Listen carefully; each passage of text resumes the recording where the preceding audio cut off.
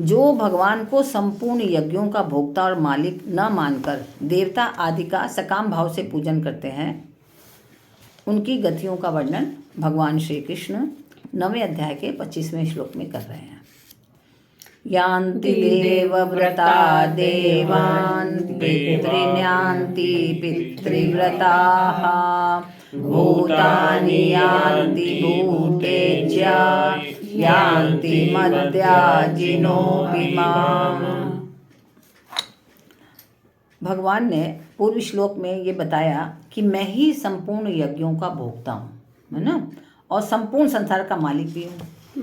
तो जो मनुष्य मेरे को भोक्ता और मालिक न मानकर स्वयं को भोक्ता और मालिक बन जाते हैं तो क्या होता है, उनका पतन हो जाता है ना, फिर उनका उत्थान नहीं हो पाता है। क्योंकि क्यों हो जाता है पतन, बताइए क्यों पतन हो जाता है? क्योंकि उनके अंदर अहंकार आ जाता है।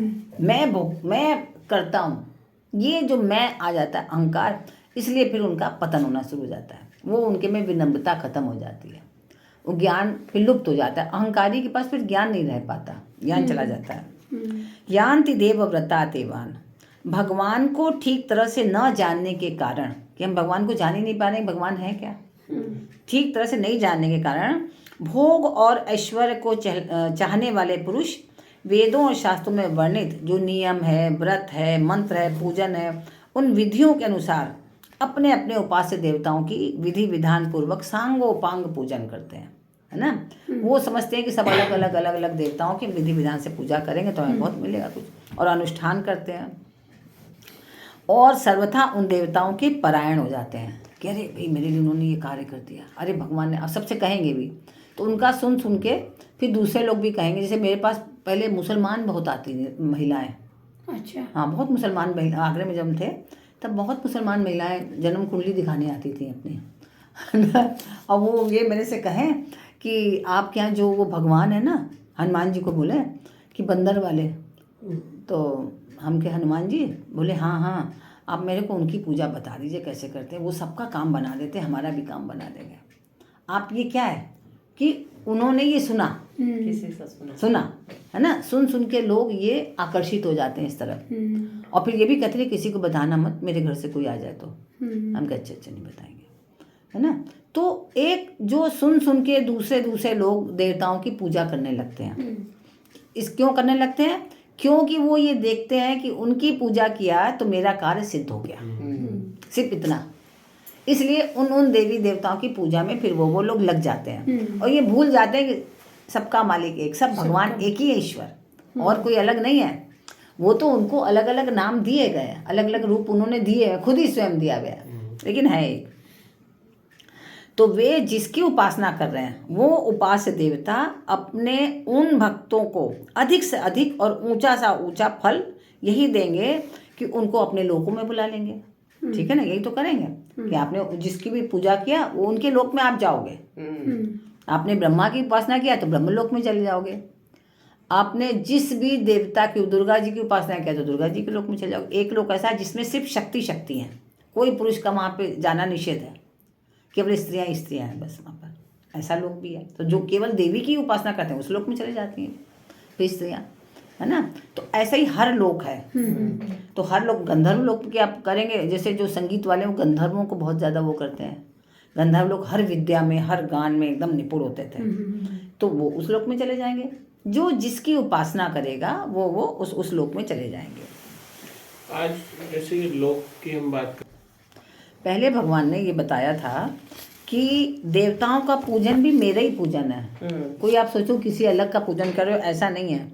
वह पूजन, लेकिन क्या है, पूजन है कि अविधि पूर्वक पूजन है ना, विधि पूर्वक पूजन नहीं है। उस पूजन में विधि रहित पना यह है कि सब कुछ भगवान ही है। इस बात को जानते नहीं है कि सब कुछ भगवान ही है, और मानते भी नहीं है, तथा देवता आदि का पूजन करके भोग और ऐश्वर्य को केवल चाहते हैं। हम देवताओं की पूजा क्यों कर रहे हैं? क्योंकि या तो हमें भोग चाहिए और या तो ऐश्वर्य चाहिए। मतलब हर समय कामना से युक्त होकर के ही पूजन कर रहे हैं। इसका मतलब कि हम अपने को भी नहीं समझ पा रहे हैं, क्योंकि भगवान तो कह रहे हैं तुम भी वही हो और वो भी वही है, सब कुछ तो वही है।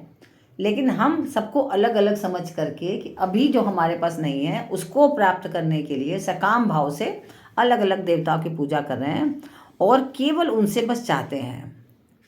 लेकिन हमें क्या करना है कि हमें भगवत स्वरूप उन देवताओं से भी कुछ नहीं मांगना है, कुछ चाहना ही नहीं है।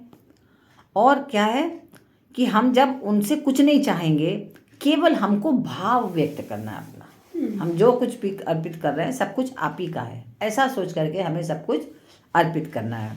पितृन्यान्ति पितृव्रताः, जो सकाम भाव से पितरों का पूजन करते हैं उनको पितरों से कई तरह की सहायता मिलती है।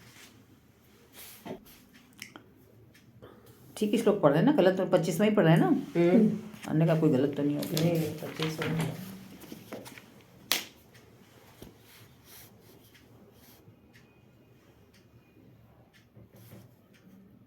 मेरे साथ एक पढ़ाती थी कल्पना अग्निहोत्री करके, तो जो उसकी नंद थी वो पढ़ाई में टॉपर स्टूडेंट थी, बिल्कुल टॉप करती थी हमेशा। और पीएमटी में उसने एग्ज़ाम दिया, पीएमटी में उसका पहली बार में सिलेक्शन हो गया। ठीक है, अब उसके संग जो लड़की पढ़ती थी उसका सिलेक्शन पहली बार में नहीं हुआ, तो उसका अब इंटरव्यू होने वाला था। अब इसको लग रहा था कि देखो ये तो हो गई और ये हमारी बेटी तो हुई नहीं, तो उसने अपने घर पे उसकी मम्मी ने बुलाया कि अरे आओ, बड़ी अच्छी बात है, खुशी की बात है कि हमारे घर आओ, तुम्हारा हो गया सिलेक्शन। वो अपनी सखी के संग गई वहाँ गई तो उसने बड़े प्रेम से उसको दूध दिया पीने के लिए, दूध पियो। अब तो उसने भी, लड़की ने पी लिया, बच्चे जैसे पड़ो सेठी के गए तो पी लिया उसने। उसके बाद वो लड़की जो पागल हुई वो बूढ़ी हो गई, लेकिन फिर ठीक नहीं हुई ना।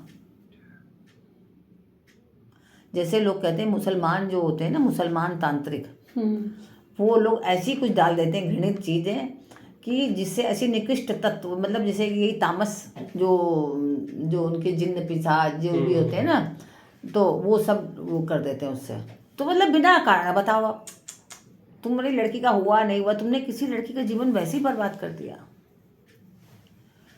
मतलब हम, मेरे पास भी, मतलब क्योंकि हम तो थे, हम लोग जाते थे उनके घर में, तो वो बेचारी मिलती थी बड़े प्रेम, अरे ये ऐसे करके आती थी, लेकिन उसके समझ में नहीं आता किसी के खाने में कुछ अनबन डाल देती थी वो खुद उसका दिमाग घुमा रहता रहा, वैसी थी ना वैसी वो हो गया था, उसको कर दिया था। न डॉक्टरी पढ़ पाई, न कुछ भी निकल पाई, ये समझ लीजिए। उसके माँ बाप ने सोचा कि चलो उसकी शादी कर दी, किसी ने कहा कि उनको समझ में नहीं आया को हो क्या गया, अच्छी बड़ी लड़की पढ़ रही थी, उसकी शादी कर दी, उस आदमी को मार मार के भागाई। और उसके बाद कभी कभी क्या होता रहा, इन लोगों के घर वालों को गालियाँ बक के वहाँ चली जाती थी और वहाँ जाके फिर खूब ही उसकी पिटाई लगाना शुरू कर देती थी अपने आदमी की। मतलब एक अलग उसका वो रूप हो गया था। तो ये जो होते हैं ना, ये जो इस टाइप के लोग होते हैं वो तांत्रिक टाइप, जो तामस प्रवृत्ति वाले होते हैं।